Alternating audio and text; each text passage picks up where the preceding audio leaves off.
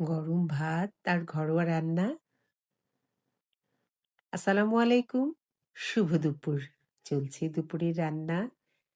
প্রায় হয়েই আসলো। আর রান্না প্রায় শেষের পথেই। এবারে খাওয়ার পালা শুরু। আর ঘরোয়া স্বাদ, তৃপ্তির স্বাদ। আর দুপুরের আহার মানেই তো জমিয়ে একটা আড্ডা, খাওয়া আর বিশ্রাম। আর রান্নার গন্ধে অর্ধেক পেট ও মন ভরে যায়। আর পেটে যদি খিদা থাকে তাহলে তো কথাই নেই।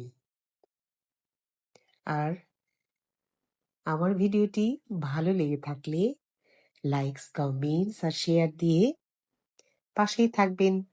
আবারও দেখা হবে পরবর্তীতে নতুন কোনো আয়োজনে, নতুন কোনো রেসিপি নিয়ে। আর আপনার একটা লাইকস আর কমেন্টস আমাকে নতুন করে কাজ করতে অনুপ্রাণিত করে। আল্লাহ হাফিজ।